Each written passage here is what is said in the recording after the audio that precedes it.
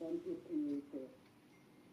Cet appui se poursuit actuellement dans les provinces de Maniema et de Kinshasa et s'inscrit dans la continuité de l'engagement de l'UNICEF dans les provinces du Nord Kivu, du Sud Kivu et du Tanganyika, où notre organisation est présente depuis longue date aux côtés de l'école pour lutter contre le choléra.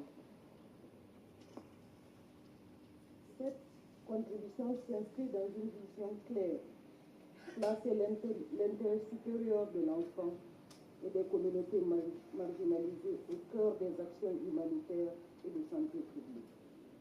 Les crises actuelles affectent non seulement la santé physique, mais aussi l'accès à l'éducation, à la santé mentale et à la protection des enfants. Nous réaffirmons aujourd'hui notre engagement à soutenir les autorités congolaises en partenariat avec tout le système des Nations Unies et les bailleurs pour garantir une riposte efficace, coordonnée et centrée sur l'enfant. Permettez-moi, Monsieur le ministre, de conclure en retirant nos remerciements au gouvernement congolais pour son engagement constant, ainsi qu'à tous les partenaires techniques et financiers qui rendent possible cet appui.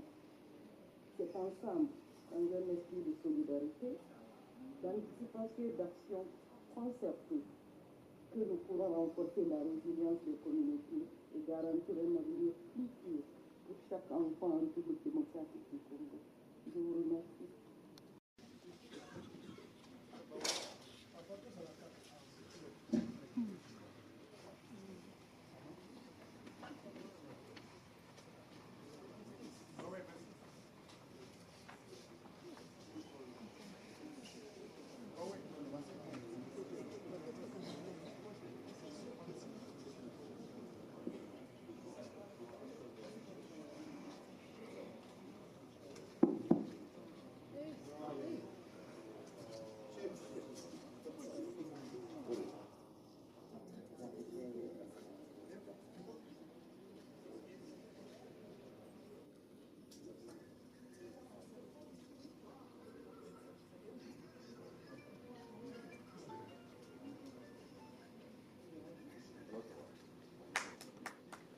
Merci beaucoup à l'UNICEF pour cet appui à la lutte contre les épidémies.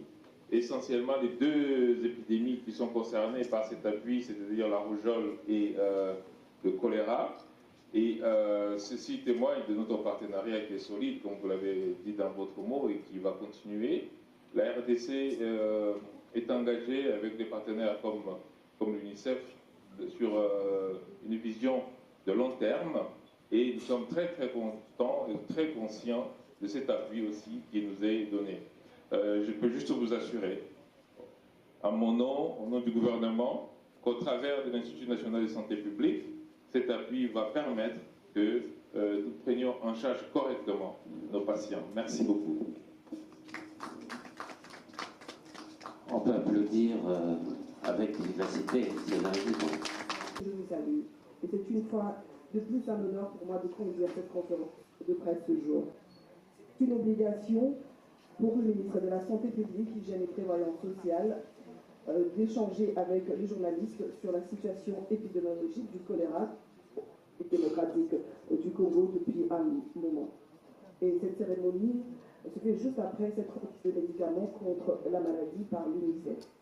Chers collègues journalistes, ce point de presse permettra au patron de la santé de présenter les données actualisées de l'épidémie, de détailler les mesures de riposte engagées par le gouvernement, de lancer un appel à la mobilisation communautaire. Et au terme de cette présentation, il est prévu un jeu de questions-réponses afin de transmettre de façon claire, afin de permettre aux journalistes de saisir le sujet et de transmettre de façon claire aux citoyens lambda, parce que la santé est une question de tout le monde. Alors sans pour autant tarder, avec une...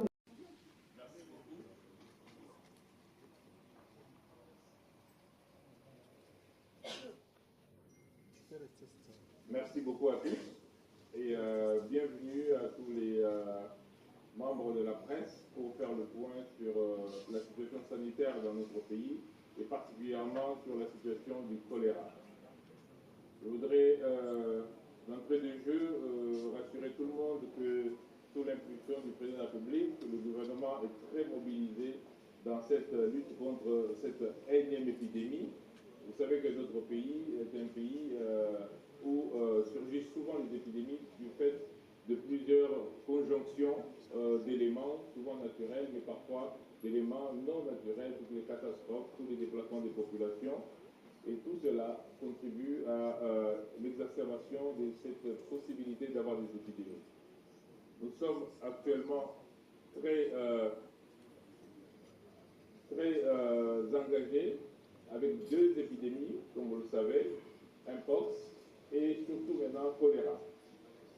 Par rapport au choléra, nous sommes à la 27e semaine de surveillance de cette maladie et nous avons déjà à peu près 17 provinces qui ont notifié des cas qui ont été confirmés ou des cas qui sont des cas suspects. Donc le premier chiffre que vous pouvez retenir, c'est celui-là, c'est qu'on a à peu près 17 provinces qui sont touchées. La deuxième chose, c'est que nous avons des provinces nouvelles, en fait, pour arriver à ces 17, on était à 14, c'est qu'il y a eu 3 nouvelles provinces qui sont la Chopo, la Mongala et le Kivu, qui fait donc qu'on est à 17 provinces. Et le Maï-Ndombe plutôt. Nous sommes donc à 17 provinces avec le Maï-Ndombe. Donc, cela veut dire que nous sommes en phase aiguë de l'épidémie qui est encore en train de monter. Pour la ville-province de Kinshasa, nous sommes à 25 zones de santé. Kinshasa, c'est 35 zones de santé. Et nous sommes à 25 zones de santé qui ont notifié des cas confirmés.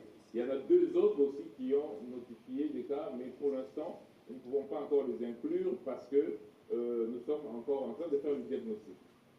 Mais il est à penser qu'on va être aussi donc à 27 zones de santé pour la ville-province de Kinshasa. En termes de nombre de cas au total, depuis que l'épidémie a commencé, nous sommes autour d'un peu plus de 33 000 cas qui ont été signalés, avec un taux de létalité qui est autour de 2% au niveau du pays. Cependant, pour la ville-province de Kinshasa, de manière très précise, on a 130 à peu près cas qui sont déclarés chaque semaine.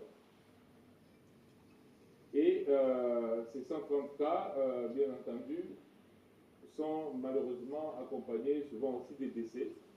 Et nous sommes avec l'Institut national de santé publique au travers de son centre d'opération d'urgence de santé publique, le COUSP, en train de répondre à toutes les demandes de prise en charge. Pour les malades qui sont diagnostiqués, la prise en charge est gratuite. À Kinshasa, nous avons 3 centres de traitement opérationnels et 2 autres qui vont l'être dans la journée d'aujourd'hui. Il va faire 5 centres de traitement, mais on va rajouter 8 autres centres. Nous avons essentiellement l'hôpital de Ngiringiri, qui est un centre de traitement.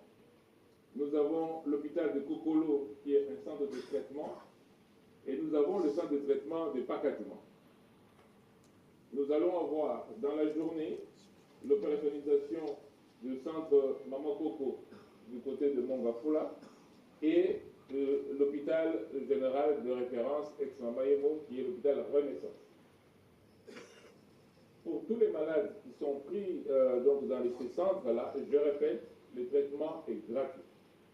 Vous venez d'assister aujourd'hui à la remise de ce don par l'UNICEF, de cet appui par l'UNICEF, qui est de 20 tonnes, mais on avait déjà reçu 20 autres tonnes avant, ce qui fait qu'on a de quoi soigner tous les malades.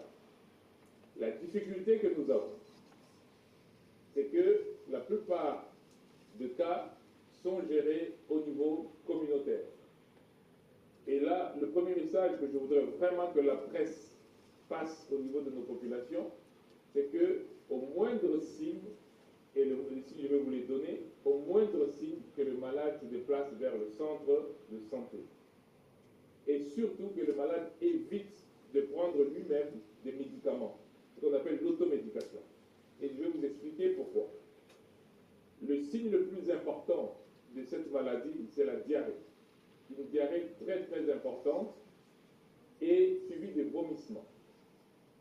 Le problème, c'est que quand les gens prennent des médicaments anti-diarrhéiques, la diarrhée se coupe et ils sont contents.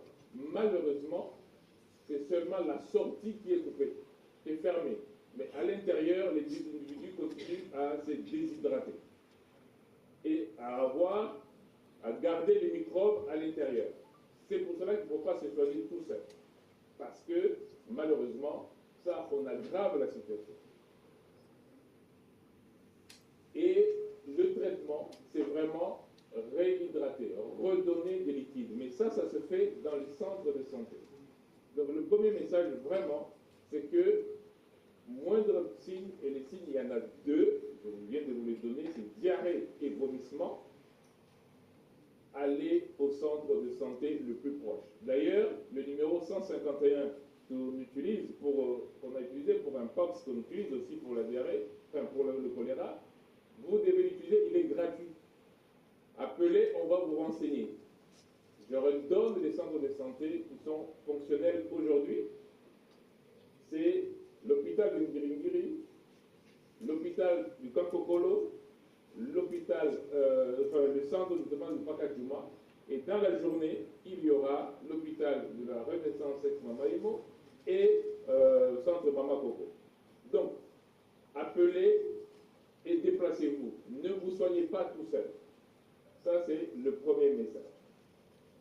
Et donc, malheureusement, on a cette épidémie, comme je l'ai dit, suite à une conjonction de plusieurs choses. Et une des choses qu'on a, c'est l'hygiène, notamment l'hygiène des mains et de l'eau. C'est une maladie qui se contamine par voie buccale avec de l'eau ou des aliments qui sont contaminés. Et donc, s'il y a un deuxième message que la presse doit retenir et passer à la population, c'est lavez les mains et buvez de l'eau propre, de l'eau prévue pour la boisson. Nous, dans la réponse, nous faisons ce qu'on appelle chlorer de l'eau, c'est-à-dire nous mettons du chlore pour stériliser l'eau, et nous donnons parfois même des taps pour que l'eau ait un goût meilleur, mais ne buvez pas de l'eau sale. C'est vraiment le message. Pourquoi je dis ça? Parce que quand nous regardons le point commun entre tous les endroits où il y a l'émergence de l'épidémie, on voit qu'il y a souvent l'absence de la régie des eaux, de l'eau de régie des eaux. C'est pour ça que hier, nous avons eu, au travers du COUSP, une grosse réunion avec le DG de régie des eaux. Et aujourd'hui, nous allons lui donner la cartographie des endroits les plus chauds pour que la régie des eaux, et elle est d'accord, ramène des citernes d'eau. Parce que le problème, c'est l'eau. Mais à côté de l'eau, comme je viens de dire, c'est l'hygiène. L'hygiène d'abord des mains. Vous ne pouvez pas manger, vous ne pouvez pas avoir été à la selle, c'est-à-dire aux toilettes, et garder les mains sans les laver. Parce que le risque, c'est que le microbe qui donne le choléra puisse rester sur vos mains et puisse passer dans l'eau, et puisse passer sur les aliments. Et donc, les aliments à consommer sont des aliments qui doivent être vraiment cuits. Et quand ce sont des fruits et des légumes, il faut vraiment les laver avec de l'eau propre. C'est peut-être le troisième message. Et donc, nous avons, comme j'ai dit, une conjonction de choses comme les inondations. Malheureusement, d'eau non potable qui s'est retrouvée dans les maisons des gens. Mais ce que nous avons surtout, c'est qu'au point d'entrée, quand vous regardez par exemple au niveau du port, malheureusement, les personnes qui sont là font leurs besoins de sel, donc leur défécation, dans l'eau. Et c'est la même eau qui est utilisée pour se baigner, et c'est la même eau qui est utilisée parfois pour la consommation. Et donc, on voit que les points d'entrée, ce sont des points très chauds pour nous, et c'est pour cela que nous avons impliqué le programme national d'hygiène aux frontières et que nous impliquons toutes les personnes qui sont au niveau des frontières pour que le long des rives d'eau, nous puissions avoir de l'eau chlorée et surtout que l'hygiène, que les gens comprennent que le cycle qu'ils entretiennent, c'est un cycle qui entraîne la maladie. Si on regarde maintenant les provinces qui sont touchées, on a la Chopo qui est passée en premier. Pourquoi la Chopo est passée en premier? Parce que tout simplement, à cause du même phénomène, les gens vivent le long des rivières d'eau et ils font leurs besoins dans l'eau. La même eau est utilisée et la même eau est utilisée pour se laver, mais aussi malheureusement parfois pour la consommation. La deuxième province la plus touchée, c'est le Sud Kivu. Alors le Sud Kivu avait déjà le choléra bien avant, mais maintenant malheureusement avec les conditions sécuritaires, nous avons parfois des difficultés de ramener les moyens de traitement assez facilement. Nous sommes obligés maintenant de passer par Kalemi et il n'y a pas nécessairement suffisamment de bateaux pour ramener nos produits, les intrants, donc tout ce qu'on a ici là, à Uvira. Parce que c'est Uvira qui est le point chaud. Après, donc le Sud Kivu, c'est Kinshasa. Et Kinshasa, je viens de vous dire les chiffres, on est autour de 130 cas par semaine, avec un nombre total par semaine maintenant au niveau du pays de 1500 à 1600 cas chaque semaine. Donc, en résumé, nous sommes encore en phase très aiguë de cette épidémie et nous demandons que tout le monde prenne conscience que c'est quelque chose que l'on peut arrêter assez rapidement. Pourquoi? Parce que, tout simplement, quand vous êtes contaminé, au bout de quelques heures, la diarrhée peut commencer. Ce qu'on appelle l'incubation. Ça va de la réponse est aller au centre de santé, éviter de se soigner soi-même. Voilà à peu près la situation générale. Et